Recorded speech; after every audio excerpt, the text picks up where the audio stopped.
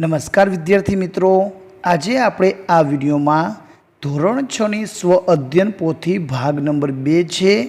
એ ભાગ નંબર 2માં સંસ્કૃત વિષય અંતર્ગત પાઠ નંબર 5 છે હસ્તી હસ્તી હસ્તી.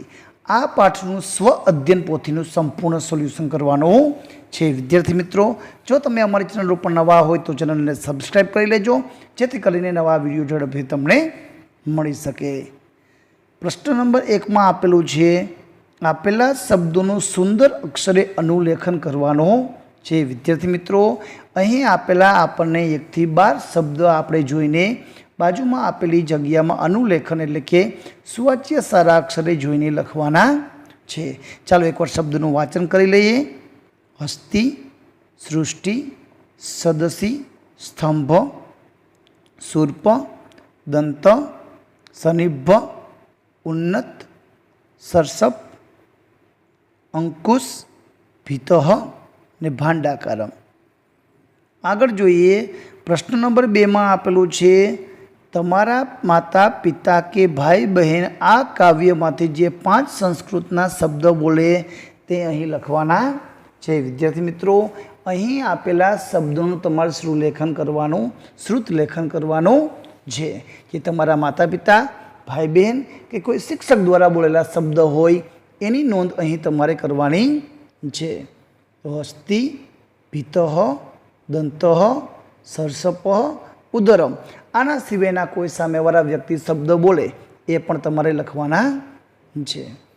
પ્રશ્ન નંબર 3 માં છે, હાથીના અંગોના નામ સંસ્કૃતમાં લખો. વિદ્યાર્થી મિત્રો, હાથીના જે અંગો છે એના નામ આપણે સંસ્કૃતમાં લખવાનું છે. તો દંતઃ, ઉદરમ, પુચ્છમ, નેત્ર, કર્ણો, પાદઃ ને સુંડા.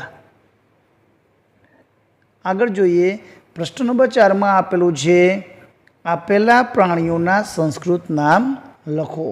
કૂતરો તો કહેવાય શ્વાનઃ, બિલાડી કહેવાય બિડાલઃ, ઉંદર તો કહેવાય મૂષકઃ, ગાય તો ગૌ અથવા ધેનુ, ઘોડો તો અશ્વઃ, ગધેડો તો ગર્દભ, ઊંટ તો ઉષ્ટ્ર, બકરી તો અજા, સિંહ તો સિંહ ને વાંદરો તો કહેવાય વાનરઃ.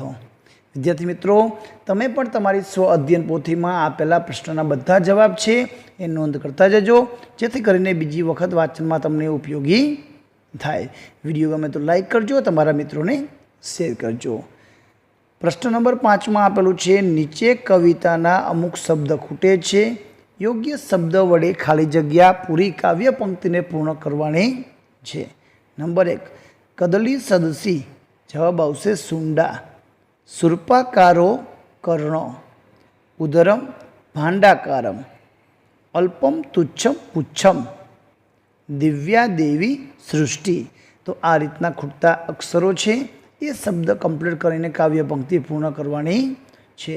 પ્રશ્ન નંબર 6 છે, તમને આવડતા કોઈ પણ 5 પક્ષીઓના નામ સંસ્કૃતમાં લખવાના છે. વિદ્યાર્થી મિત્રો, અહીં કોઈ પણ 5 પક્ષીના નામ જે તમને આવડતા હોય એના નામ તમારે અહીં નોંધ કરવાની છે. ચટકઃ, બકઃ, કાકઃ, મયુરઃ ને પીકઃ. તો આના સિવાયના પણ પક્ષીના જે નામ આવડતા હોય વિદ્યાર્થી મિત્રો એ તમે અહીં નોંધી લખો કરી શકો છો. આગળ જોઈએ.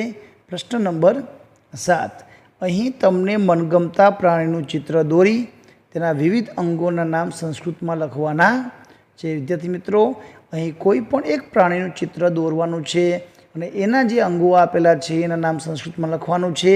તો વિદ્યાર્થી મિત્રો, અહીં તમને મનગમતું પ્રાણી કયું છે અને કયું ચિત્ર દોરશો એ મને કોમેન્ટમાં જરૂરથી જણાવજો. તો વિદ્યાર્થી મિત્રો, આ હતું ધોરણ 6 સંસ્કૃત વિષયનો પાઠ નંબર 5નું સ્વ અધ્યયન પોથીનું સંપૂર્ણ સોલ્યુશન. વિડીયો ગમે તો લાઈક કરજો, તમારા મિત્રોને શેર કરજો. આભાર, ધન્યવાદ.